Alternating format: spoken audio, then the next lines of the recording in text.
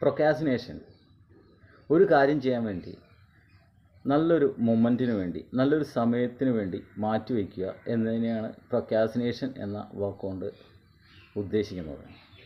ഒരു കാര്യം ചെയ്യാൻ ഇപ്പോൾ ചെയ്യേണ്ട, ഇപ്പോൾ ചെയ്ത് ശരിയാവില്ല, ഇന്ന് വൈകിട്ട് ചെയ്യാം, അല്ലെങ്കിൽ വേണ്ട നാളെ കാലത്ത് ചെയ്യാം, നാളെ കാലത്ത് എഴുന്നേറ്റിട്ട് ചെയ്യാം, അല്ലെങ്കിൽ നാളെ ഉച്ചയ്ക്ക് ചെയ്യാം, അല്ലെങ്കിൽ നാളെ വൈകിട്ട് ചെയ്യാം, അല്ലെങ്കിൽ ചിലപ്പോൾ പറയാറുണ്ട് നമുക്ക് ഓഗസ്റ്റ് 15 ശേഷം ചെയ്യാം, അല്ലെങ്കിൽ പറയും വിഷു കഴിഞ്ഞിട്ട് ചെയ്യാം, അല്ലെങ്കിൽ മാർച്ച് 31 കഴിഞ്ഞിട്ട് അത് കഴിഞ്ഞിട്ട് ചെയ്യാം, അല്ലെങ്കിൽ ക്രിസ്മസിന് കഴിഞ്ഞിട്ട് എല്ലാ പരിപാടിയും കഴിഞ്ഞിട്ട് ക്രിസ്മസ് കഴിഞ്ഞിട്ട് ചെയ്യാം, അല്ലെങ്കിൽ ന്യൂ ഇയർ അന്ന് തുടങ്ങാം.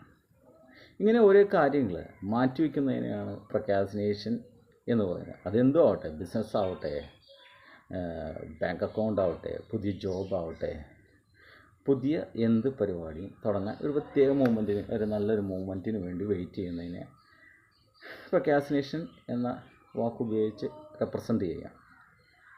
ഇത് ശരിക്കും പറഞ്ഞു കഴിഞ്ഞിട്ടുണ്ടെങ്കിൽ നമ്മുടെ ഒരു ഇനേബിലിറ്റിയാണ്. ഒരു പ്രത്യേക സമയത്ത് ചില കാര്യങ്ങൾ കറക്റ്റായിട്ടുള്ള തീരുമാനങ്ങൾ എടുക്കാനും ചെയ്യാൻ തുടങ്ങാനുമുള്ള ഒരു വിമുഖതയാണ് പ്രൊക്കാസിനേഷൻ. അത് ഓവർകം ചെയ്യാൻ ഒരേ ഒരു മാർഗ്ഗമുള്ളൂ. നിങ്ങളെന്ത് ചെയ്യാൻ ഉദ്ദേശിക്കുന്നു, അല്ലെങ്കിൽ നമ്മളെന്ത് ചെയ്യാൻ ഉദ്ദേശിക്കുന്നു, അതിൻ്റെ ഒരു ചെറിയ സ്റ്റെപ്പ് അപ്പോൾ തന്നെ ചെയ്തു നോക്കുക, അല്ലെങ്കിൽ ചെയ്യുക എന്നതാണ് പ്രൊക്കാസിനേഷൻ ഓവർകം ചെയ്യാനുള്ള ഏക മാർഗം. അത് കൂടി വരുമ്പോൾ മനസ്സിന് വളരെ അധികം ഭാരം വരും. പിന്നെ പല കാര്യങ്ങൾ ചെയ്യുമ്പോൾ തന്നെ ശരിയാവാതെ വളരെ ബുദ്ധിമുട്ടാണ്. അതുകൊണ്ട് പ്രൊക്കാസിനേഷൻ ഓവർകം ചെയ്യാൻ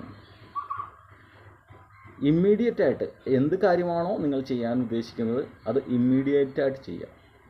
ഇപ്പോൾ നിങ്ങൾ വർക്കൗട്ട് ചെയ്യാൻ നാളെയാണ് ഉദ്ദേശിച്ചിരിക്കുന്നതെങ്കിൽ അത് ഇന്ന് തന്നെ ചെയ്ത് തുടങ്ങാൻ ശ്രമിക്കുക. എല്ലാവരും വർക്കൗട്ടിൻ്റെ കാര്യം വരുമ്പോഴാണ് ഇത് കൂടുതൽ വരുന്നത്. നാളെ ചെയ്യാം, നാളെ മറ്റൊന്ന് ചെയ്യാം, അല്ലെങ്കിൽ ജാനുവരി 1 ജിമ്മിൽ പോയി തുടങ്ങാം എന്നൊക്കെയാണ് സാധാരണ ആളുകൾ മനസ്സിൽ കൊണ്ട് വിചാരിച്ചു പോകുന്നത്.